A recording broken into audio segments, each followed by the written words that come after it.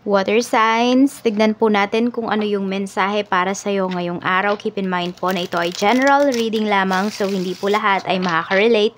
So be open-minded. Sa mga hindi pa po nakasubscribe dito sa ating channel, please subscribe na po kayo and pa-like na din po ng ating video. At sa mga nais naman pong mag-avail ng ating private readings, Lucky Stones and Amulet, makikita nyo po yung link sa description box below. Tarot Intentions by Aliana Reyes. Okay? Tignan po natin kung ano yung mensahe para sa'yo ngayong araw na ito.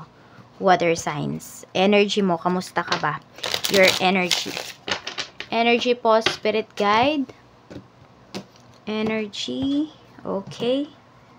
We have, ayan, ano to? Four of Pentacles. Marami sa inyo nagtitipid.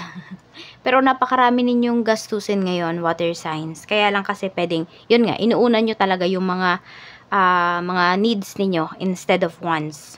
Tapos nakikita ko rin dito, hindi kayo nagsasayang ng ulam. Yung tipong kunwari may tirang ulam, talagang niluluto nyo yun the next day. Minsan nga umaabot ng third day, basta pwede pa siya. At parang kunwari, ngayon, prito yung ulam nyo. Tomorrow, sinabawan na yung pranito na yan. Yung parang ganon. Oo.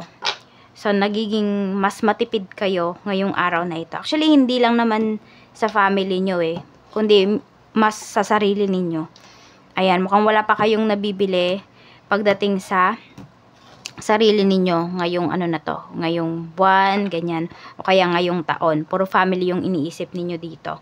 And for some of you naman, pwede rin naman na, hindi naman sa nagiging maramot kayo, pero mas alam mo kasing i-handle yung finances mo ngayon. So, pwede nga na hindi ka talaga masyadong nagiging mapagbigay ngayon. Alam mo na ba yung limits mo? Tignan natin pagdating sa family, kamusta naman? Sa family mo naman, we have ano to, Princess of Wands. Okay, meron dito parang tatamad-tamad kasi. Pag inuutusan, naging nakasimangot, nagrereklamo. So, medyo, ayan pwedeng hindi ko alam kung kayo ba to, water signs, or kapatid mo, or anak mo, kapag inuutusan mo, ganyan lagi. Sabi mo, wait lang po, mamaya po. Ay, ganun. So, laging ganun siya. Laging may dahilan. Okay, meron naman dito, pupunta na kamag-anak mo, unannounced, ganyan. So, medyo maiinis kayo. Bakit? Parang buwisita, ganun. Kasi hindi siya nagpapasabi. So, alam mo yung meron kang mga gagawin, hindi mo magawa kasi may tao sa bahay, ganun. Hindi mo naman din mapaalis. Kaya, ayun, medyo yung iba sa inyo, ano ba, water signs, ano yun, masya-short kayo sa oras, ganun po. Tignan natin sa mga friends mo naman, we have the Sun. Okay, pagdating naman sa mga friends mo, may good news sila na sasabihin sa'yo. Okay, may announce sila. Pwedeng may pregnancy, basta may celebration dito, pwedeng may na-promote ka na kaibigan, ayan. Basta parang babahagian ka niya ng kanyang water signs, ng mga blessings na nare-receive niya sa life niya. Oo, wag kang mag-alala kasi ka naman dito. Kasali ka pa rin. Oo, mahalaga ka sa kanya. And happy yung energy ng kaibigan mo na to. Nakikita ko na totoong-totoo siya sa'yo. Siguro medyo masakit lang siyang magsalita, pero yung mga salita niya sa'yo is nabibigyan kanya ng mga, ng mga, yung talagang pag-iisipan mo or very direct siyang magsalita sa'yo na hindi ka na mag-iisip. Diba? I-accept mo na lang kung ano yung sinabi niya. Or dun ka nahihirapan na i-process yung sinasabi niya kasi sa'yo. Kasi totoo. Ayan. Masakit ba? Ganyan. Tignan natin pagdating naman sa iyong love life. We have Knight of Pentacles. Okay. So, pwedeng nag-iipon na kayo nitong person mo. Okay. Kung kayo naman po ay single, kayo ay nandiligaw, ayan. Tuloy-tuloy nyo lang i-pursue. Be consistent dun sa tao na nililigawan ninyo. Knight of Pentacles. Yan po yung energy. Oo. Pwedeng not Scorpio. Virgo and Aries yung pinapakita dito na energy. Okay? So, kailangan nyo lang talaga is maging direct at saka maging consistent dun sa taong nililigawan ninyo. Or, ito yung hanapin ninyo kung may nanliligaw naman sa inyo.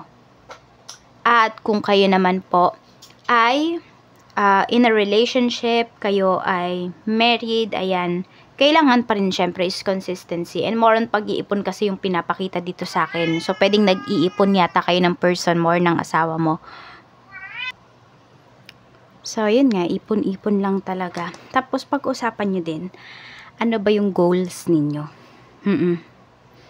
Nakikita ko rin kasi dito, kung sino yung may trabaho sa inyo, is po pwede na gusto niyang lumipat ng trabaho.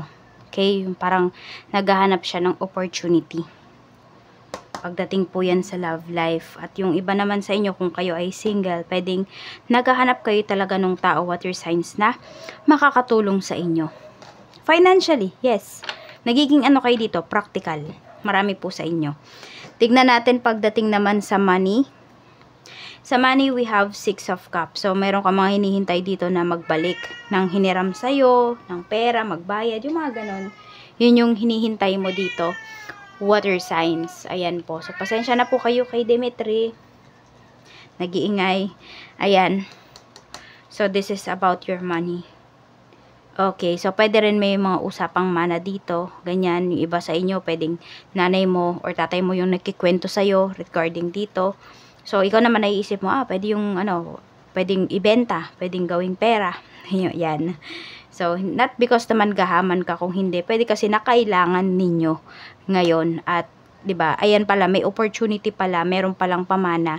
So, pwede na, maging, parang i-turn na lang ba into cash. Ganun. Kasi yun yung kailangan ninyo. Kasi sa totoo, mahirap naman mag-maintain ng lupa, 'di ba? May binabayaran ka pang tax, amilyar, yung mga ganun, 'di ba? Oo. We have temperance naman po pagdating sa, money sa career.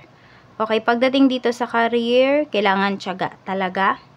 At saka, yun, medyo matagal-tagal pa bago ma-promote yung iba sa inyo. Tiyaga lang daw dito. Tiis-tiis muna pagdating sa career. Meron tayo ditong 5 of cups na pagdating naman sa inyong business. Sa business naman, pwedeng nalulungkot kayo dito kasi meron kayong client na parang hindi na bumibili sa inyo. Tapos nakita nyo sa kakompetensya ninyo bumili. Parang ganyan. Nalungkot ba kayo? Ganon. Accepted nyo naman pero nakakalungkot pa rin, diba? Kasi you feel na parang may pinagsamahan kayo nung suki mo na to. Pero yun. Wala lumipat na siya sa iba, parang ganon. So, you should accept na lang talaga. May mga ganon talaga. Okay, yan Mag-ingat din kayo kasi baka na-share ninyo sa mga friends ninyo or other people yung business ninyo. I mean, yung sikreto ng business ninyo. Napakahalaga po niya na kayo lang yung nakakaalam ng sikreto ng business nyo. Maganda ba yung sales mo ngayon? Medyo hindi. Medyo tagilid yung sales mo ngayon. Oo, kaya nga pala yan, yung iba sa inyo, nagtitipid talaga kayo. Kasi alam niyo na hindi ganun kabongga, hindi ganun kadami yung, ninyo, yung kita ninyo ngayong araw na ito. Pero huwag kayong mag-alala, pwede naman kayong makabawi. Huwag kasi kayong mag-focus dun sa past. Diba? Mag-focus kayo sa nangyayari ngayon sa business ninyo. Yung past, gawin nyo na lang lesson talaga yun. No? Kailangan matutunan nyo yung lesson na yun. Ano ba yung tinuro sa inyo ng kliyente na yun? Huwag kayong maging masyadong close sa clients ninyo. Kasi clients nyo pa rin sila. Clients nyo lang sila. Diba? Lilipat at lilipat yan kung gusto nila.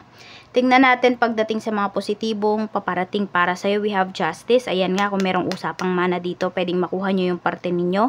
Kung meron kayong mga nilalaban dito na mga legal cases, pwede pong umayon yan sa inyo. Or kung may mga documents kayo na inaayos, more on documents yung pinapakita dito. So, yung iba, pwedeng nahirapan na nga kayo dito sa mga documents. Pero sulit naman yung mga struggle po ninyo, yung pabalik-balik ninyo sa pag-aayos. Yan po. Tignan natin. At meron dito makaka-move forward na kayo. Bakit? Masasabi ninyo sa sarili ninyo, teka, hindi ko deserve yung nararamdaman ko na to. Diba? I don't deserve where I stand. I don't deserve yung ganitong energy, yung ganitong pangyayari, yung mga ganitong tao. So, nalalaman mo ba yung yung worth mo? Check natin mga negatibo naman. Ayan. Yung iba sa inyo involved kayo sa third party. May nanlalamig na dito. Pero parang ayaw nyo pang bitawan. Parang umaasa pa ba kayo na maaayos pa, na magbabago pa? Yun, yung iba sa inyo nasa third party situation na kayo. Or meron dito nagpaasa po sa inyo. Parang nagpaasang pahihiramin kayo ng pera. Umasa kayo na kayo yung bibigyan ng pabor dito. Tapos sa iba niya binigay. Dapat kang mag-focus saan? Sa mga plans mo. Gawin mong concrete yung plans mo. Hindi lang dapat siya puro pag-iisip. Water signs. Tignan natin. angel message para sa'yo. Ano po ang angel message natin? Spirit guide. We have clairaudience. Sabi sa'yo dito ni Archangel Zadkiel, notice the loving guidance you hear inside your mind or from other people. So, may mga tao dito na magbibigay talaga ng advice sa'yo. At meron naman dito, you are connected with your higher self. Kaya naman, pakinggan mo yung mga boses. Pakinggan mo yung mga signs na binibigay or tignan mo yung mga signs na binibigay sa'yo ni universe. Ayan po. Minsan, may mga naririnig ba kayong tumatawag sa pangalan ninyo? Ewan ko, kasi nung bata ko, ganun din. So, siguro pwedeng ano yun, parang signs yun na you are a clairaudient. Not just may tumatawag sa'yo, di ba? Bawal daw sagutin yun. Yung tipong ganun, tumataas na yung balahibo ko. Oo. So, ayan po, ask kayo ng help kay Archangel Zadkiel para pwedeng ma-enhance pa yung inyong pagiging clairaudient. At ito po yung mga lucky numbers mo. We have number 5, number 6, we have number 36, number 9, we have number 37, and we have number 52. Yan po. Maraming salamat po. Mag-iingat kayo always, water signs, and see you again tomorrow. Bye-bye!